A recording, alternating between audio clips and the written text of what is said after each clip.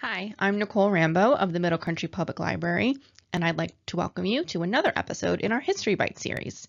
Today, we will discuss the Battle of Little Bighorn, where federal troops, led by Lieutenant Colonel George Armstrong Custer, fought against a band of Lakota Sioux and Cheyenne warriors. George Armstrong Custer, born in Ohio in 1839, earned a certificate for teaching grammar school in 1856, but had much grander goals. The following year, he entered the U.S. Military Academy at West Point, where he was a less than stellar cadet. Custer graduated dead last in his class of 1861. When the Civil War broke out in April of 1861, Custer joined the Union Army's cavalry and soon proved himself a competent, reliable soldier in battles such as the First Battle of Bull Run and the Battle of Gettysburg. He was promoted several times, and by the time the war ended, he was a major general in charge of a cavalry division. Throughout the war, Custer showed resilience time and again.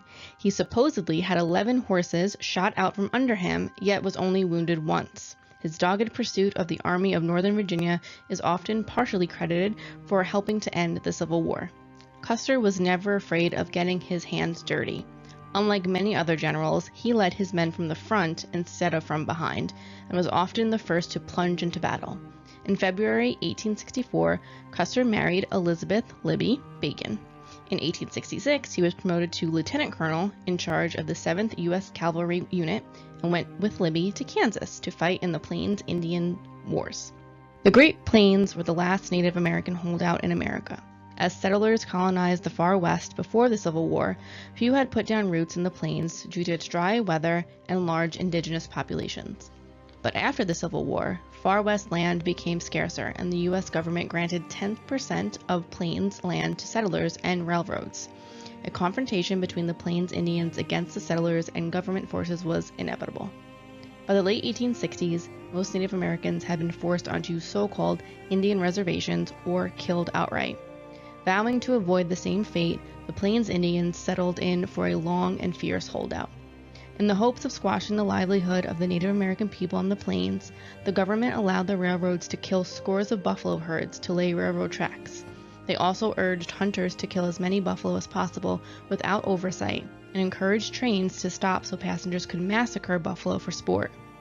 To the tribes, the railroad represented an end to their livelihood, since for millennia they'd relied on free-roaming buffalo to survive.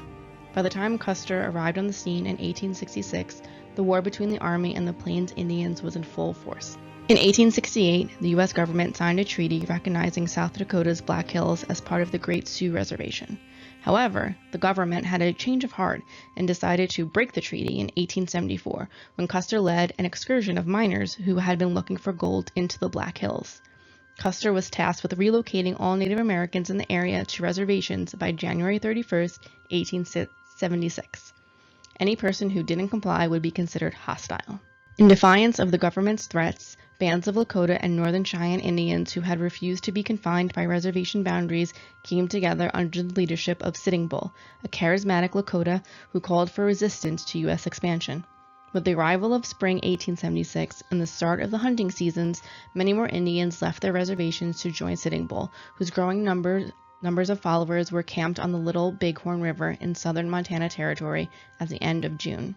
Earlier in the spring, many of those Native Americans had congregated to celebrate the annual Sundance ceremony, at which Sitting Bull experienced a prophetic vision of soldiers toppling upside down in his camp, which he interpreted as a harbinger of a great victory for his people.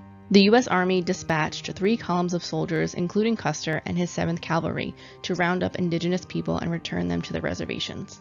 The plan was for Custer's cavalry and Brigadier General Alfred Terry's infantry to rendezvous with troops under the command of Colonel John Gibbon and Brigadier General George Crook. They'd then find the Native Americans, surrounded them, and force their surrender. Crook was delayed, but Terry, Custer, and Gibbon met up in mid-June, and after a scouting party found a trail headed toward Little Bighorn Valley. They decided Custer should move in, surround the tribes, and await reinforcements. Custer forged ahead, but things didn't go as planned. Around midday on June 25th, his scouts located Sitting Bull's camp. Instead of waiting for reinforcements, however, Custer planned a surprise attack for the next day. He moved it up when he thought the Native American forces had discovered his position. Custer divided his more than 600 men into 4 groups. He ordered one small battalion to stay with the supply train and the other two, led by Captain Frederick Benteen and Major Marcus Reno, to attack from the south and prevent the tribesmen from escaping. Custer would lead the final group, 210 men strong, and planned to attack from the north. Reno's group attacked first, but swiftly embarked on a disorganized retreat after realizing they were completely outnumbered.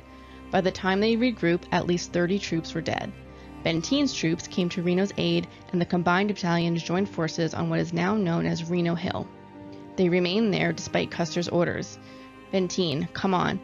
Big village, be quick, bring packs. P.S. Bring packs. As the Battle of the Little Bighorn unfolded, Custer and the 7th Cavalry fell victim to a series of surprises, not the least of which was the number of warriors that they encountered. Army intelligence had estimated Sitting Bull's force at 800 fighting men. In fact, some 2,000 Sioux and Cheyenne warriors took part in the battle. Many of them were armed with superior repeating rifles, and all of them were quick to defend their families. Native American accounts of the battle are especially laudatory of the courageous actions of Crazy Horse, leader of the Oglala band of Lakota. Other Indian leaders displayed equal courage and tactical skill. No one knows when Custer realized he was in trouble, since no eyewitnesses from his troops lived to tell the tale. The Sioux and Cheyenne warriors, led by Crazy Horse, attacked with Winchester, Henry and Spencer repeating rifles, as well as bows and arrows. Most of Custer's men were armed with Springfield single-shot carbine rifles and Colt .45 revolvers. They were easily outgunned. Custer's line and command structure quickly collapsed, and soon it was every man for himself. In the end, Custer found himself on the defensive with nowhere to hide and nowhere to run, and was killed along with every man in his battalion. His body was found near Custer Hill, also known as Last Stand Hill, alongside the bodies of 40 of his men, including his brother and nephew, and dozens of dead horses. Custer had suffered 2 bullet wounds, one near his heart and one in the head. It's unclear which wound killed him, or if the head wound happened before or after he died. In the heat of battle, it's unlikely the warrior who shot Custer knew he just killed a U.S. Army icon. Even so, once word spread that Custer was dead, many Native Americans claimed to be his executioner. In May 1877, Crazy Horse surrendered at Fort Robinson, Nebraska, where he was later bayoneted and killed after an altercation with an Army officer. After fleeing to Canada, Sitting Bull eventually surrendered in 1881 and lived on Standing Rock Reservation until he was killed by Native American agent policeman during a conflict at his house in 1890.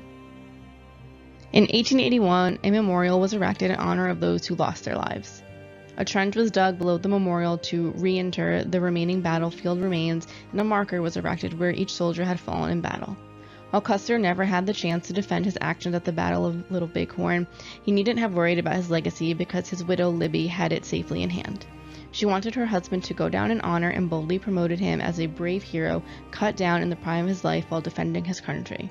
It seems Libby Custer's efforts paid off. No matter how it's interpreted, nearly 150 years later, the Battle of Little Bighorn is still one of the most recognized events in U.S. history and has become known as Custer's Last Stand. Thank you for joining us for today's episode. If you enjoyed it, click like, and if you watched on YouTube, hit subscribe. Thanks so much, and we'll see you all next time.